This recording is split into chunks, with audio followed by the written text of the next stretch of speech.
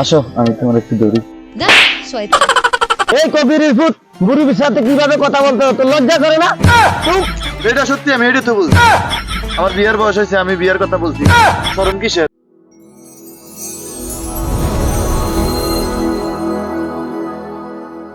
এই তুমি না বলছো আমার ঈদে মার্কেট করে দিবা, রোজা তো শেষ হয়ে যেতেছে, কই মার্কেট যে করে দিলাম না।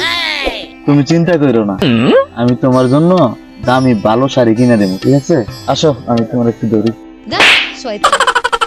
আমি তোমার খারাপটা কি বললাম? তুমি এত নিচু মনের মানুষ, রোজা যাইতে না যাইতে তোমার নেকামি শুরু হয়ে গেছে, কি করি এগুলো তুমি কি বলো? আমি কইছি তোমার একটু ধরি, তুমি আমারে বলছো যে আমি তোমার। আবারও বলে করি, তুমি আসলে খারাপ, তোমার সাথে সম্পর্ক রাখা দেব না। আমি খারাপটা কি বললাম তোমারে? আমি সবার জীবনে ভালো প্রেমিকা আসে, আমার জীবনে আসলো না, আমার জীবনে আসলো দেন্দা প্রেমিকা। কি তুমি আমার দেন্দা বললা? তুমি আমার এই কথা বলতে পারলা? আমি তোমারে দড়ি কইলাম, তুমি কইলা বড়ি। এখন মনে করো যে এই কথাটা শুনলা কেমনে তুমি?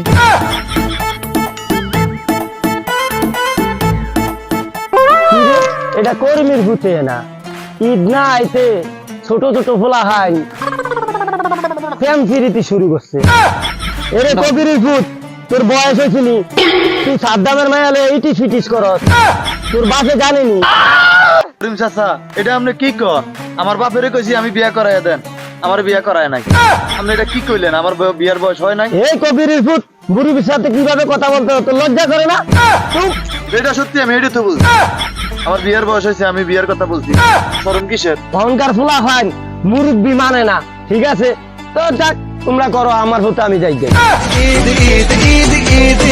চলো রাম, রোহিণী দিকে যাই, মানে মুরব্বীর কথা শুনে আমগো লাভ নাই।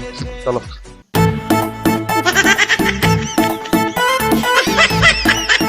এই দেখ দেখ, এই দেখ, ওই দিকে থেকে জুতা আনছে, জুতা। হ্যাঁ তুই জুতা কিনছ, জুতা ভাই না দিয়ে তুই হাতে কি আরো আমেরিকা থেকে 1.5 লাখ টাকা দিয়ে জুতাটা আনছি। এই জুতা আনানোর লাগে 50,000 টাকা শুধু বিমান ভাড়াই দিছি। 2 লাখ দিয়ে জুতা আনছ, তুই এটি ভালো দাস্তা কিনলে, তুই আবার হাতে করে হালা রাখছ মোসস। কি 2 লাখ দিয়ে জুতা আনছি? 2 লাখ টাকা খরচ করে জুতা আনছি। জুতা ভাও দিলে না ক্ষয় হয়ে যাইব। আমি কি লেগে জুতা ভাও দিতাম? আমার কুদির তলে থাক।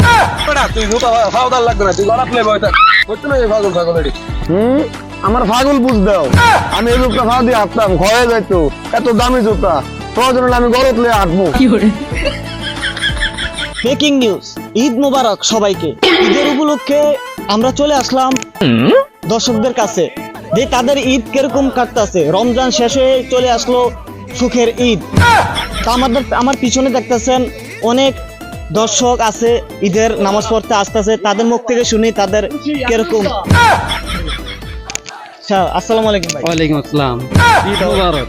তোমাদের ঈদ কিরকম কাটতেছে ভাই? আলহামদুলিল্লাহ অনেক ভালো কাটতেছে। তো তোমার এবার ঈদে তোমার কি আশা? তোমার ঈদে কিরকম কাটবে দিনগুলো? এবার ঈদে আমার আশা, রমজান মাস গেছে অনেক ভালো কাটছে আলহামদুলিল্লাহ। এখন রমজানের পরে ঈদ আসছে, আরো খুশি লাগতেছে।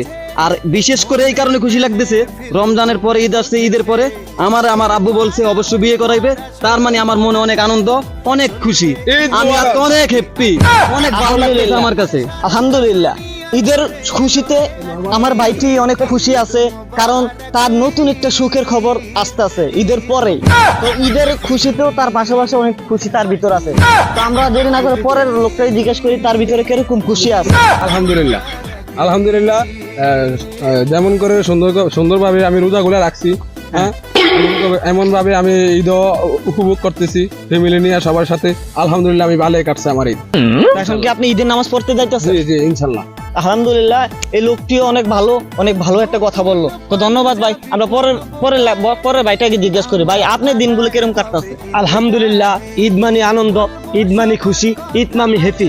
আলহামদুলিল্লাহ, আমি পাঞ্জাবি কিনছি, রুমাল কিনছি, টুপি কিনছি ঈদের নামাজ পড়ার জন্য। প্রিয় দর্শকরা, আপনারা তো দেখলেন ঈদের খুশিতে অনেক দর্শক মুক্ত হয়েছে। ঈদ মানে আনন্দ, ঈদ মানে খুশি। আসসালামু আলাইকুম, এলো খুশির মৌসুম, রমজানের রোজার পরে এলো রে ঈদ, ঈদ মুবারক ঈদ।